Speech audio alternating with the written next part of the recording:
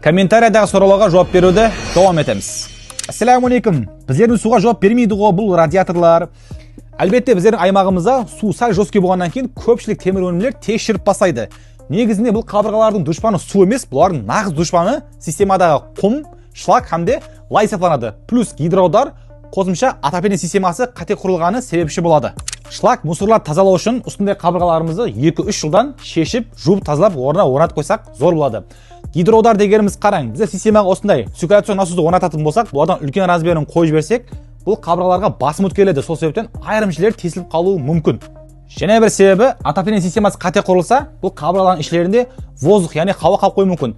Хауа қалып қойса, батарея тез шіріп бастайды. Сол себептен сол хауаны шарпып тастаудың ләжін көрмеміз керек. Оларға воздухын шарттыруымыз керек, һәм осындай солдатник, яғни воздухоточек затларды орнатуымыз керек. Не демекші сен? Мақтан радиаторың чугунға теле салмайды. Чугун бір қызып алса, телікте суымайды. Сен айтқан радиаторың тез суып қалады. Братан, біз бұл темаға жауап беріп едік. Яші біз қайта айтып өтейін.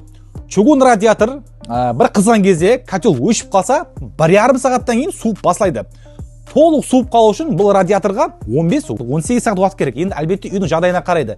Үй утепление қылынған ба, қылынбаған ба? Бізден қарекен үйлердің көпшілігі қылынған жоқ, сол себептен 15-18 сағаттың ішінде суып басайды. Панель радиатор таналатын жер дұрыс, 50 минуттан кейін суып басайды, 50 минуттан кейін. Толық суып қалу үшін 12 сағат уақыт керек болады. Арасында ондай көп разница жоқ. Дұрыс, сіз тоңып қалмайсыз, үйіңізде курт киіп отырмайсыз. Нормально жүресіз үйіңізде. Енді бізден қарапастан Құдайға шүкір қазір жағдайда еш жерде, меніңше көпшілік жерлерде свет, тоқ, газ өшіп қалмайды. Соның үшін iltimos оны суып қалады, анау мынау деп iltimos проблема қыла бермең. Сізге чугун радиатор комфортты ма? Пожалуйста, пайдалана берің. Панель радиатор келешектің қабырғалары энергиясы ыстық беру жақсы зор. Тип 22 деп айтылады. Двухсторонний теплоносителі бар, ыстықты жақсы береді. Ортасында конвекторный кармашкалар болады. Олардан ыстық береді. Азғантай ғана энергияға, энергия дегенде бұл сіздің ақшаңыз менен газыңыз, уақытыңыз болады. Соның есабынан сізге бір талай ыстылық береді. Сол үшін туысқандар, ағайындар суып қалады, анау теманы аша бермең, iltimos кіттай ойланып, iltimos ақылмен сөйлең. Сен емес қой заманда айтатын, 5 айдан кейін шіріп кететін батырыңды бір жеріңе тық. Келістірмеш уақытында сондайда жоқ еді сенің үйіңде. Ағайын, біріншіден аузың бар деп өйтіп сөйлей бермең. Біздердің Қарекеннің халқы жүда ақкөкірек, ақкөңіл халық. Соның үшін бұндай жаман гәп сөздерді iltimos сөйлемең. Екіншіден, біздердің ата-бабаларымыз уақытында чугун радиаторы жоқ кезінде ошақ жағып, отын жағып үйін қыздырған. Совет дәуірі келіп, заманға сай, сол уақыттың заманына сай чугун радиаторлармен үйлерін қыздырған. Әзір 21-ші ғасыр технология рауажданып жатыр, әр түрлі радиаторлардың түрлері шығып жатыр. Соның үшін біздер заманға сай пайдаланамыз. Егер сіздің чугун радиаторыңыз өзіңізге комфорт ма, пожалуйста, iltimos пайдалана берің. Әркім өзіне ұнағанын алады. Бізде тек қана ең жақсысын, ең зорын ұсыныс қыламыз. Күйіп пісе берме, реклама қылған затын қаңылтыр ғой, тесіліп қалады. Мен түсінуім бойынша қаңылтыр деген ең жұқа зат, ал біздің радиаторымыз, яғни панель радиаторымыздың қалыңлығы толщинасы 1,8 мм. Іші специальный антикоррозионный затпен қапланған, яғни көп уақытқа дейін шірімейді.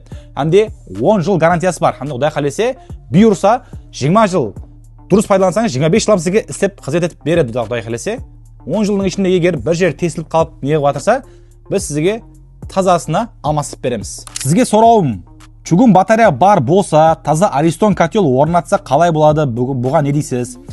Әлбетте болады. Егер бұрынғы котеліңізді алып тастаған кезіңізде Ariston котелді орнатпастан бұрын ішін жақсылап бір ұсталарға тазалатып жіберіңіз. Тазалатқанда өзінің специальный насостар болады, ішін бәрін системаны жуып береді.